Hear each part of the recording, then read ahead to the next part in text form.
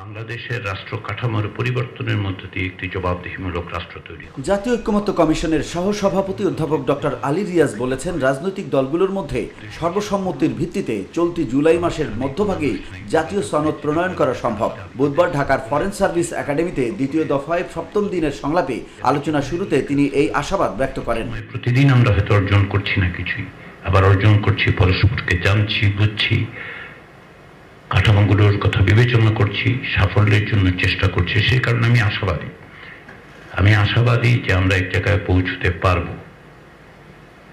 কেননা যে দায় এবং দায়বদ্ধতা, সেটা আপনারা সকলে প্রাণ দিয়ে অনুভব করেন, আমরা সকলে প্রাণ দিয়ে অনুভব করি। মানুষ এটা প্রত্যাশা করেন, তারা আমাদের দিকে তাকিয়ে আছেন।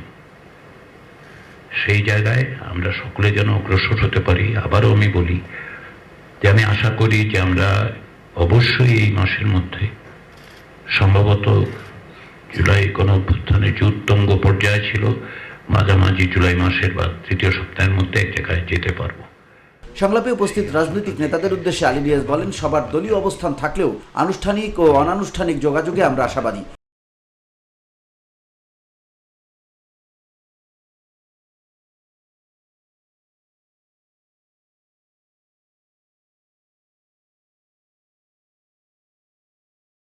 সংলাপ শুরু হয় জুলাই অভ্যুত্থানের শহীদদের প্রতি 1 মিনিট নীরবতা পালনের মাধ্যমে। এরপর বিএনপি, জামায়াত ইসলামী, জাতীয় নাগরিক পার্টি সহ বিভিন্ন দলের প্রতিনিধি এতে অংশ নেন। প্রধান উপদেষ্টা বলেছেন তার ভাষণেই যে সমস্ত বিষয়কলাম একমত হওয়া যাবে না।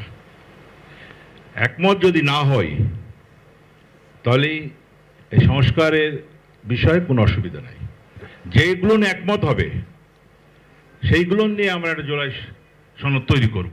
এদিন আলোচনায় তত্ত্বাবধায়ক সরকার, রাষ্ট্রপতির ক্ষমা প্রদর্শনের বিধান এবং অন্যান্য অমীমাংসিত ইস্যু আলোচনা হয়। সীমানা নির্ধারণ সম্পর্কে আলোচনার সূত্রপাত করতে যাচ্ছি। প্রথম দফায় 20 মার্চ থেকে 19 মে পর্যন্ত 45টি অধিবেশনে আলোচনা হয়েছিল। এবার দ্বিতীয় দফার আলোচনা শুরু হয়েছে 2 জুলাই থেকে। কমিশন বলছে, সংস্কার বাস্তবায়নের রূপরেখা তৈরি করতেই এই আলোচনাগুলো করা হচ্ছে।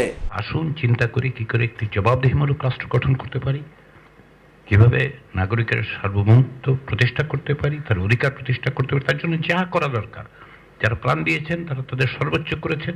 আমরা যারা জীবিত আছি, আমাদের সর্বোচ্চ নয়ন আমরা করি। VOD Bangla news desk. ধন্যবাদ মাননীয়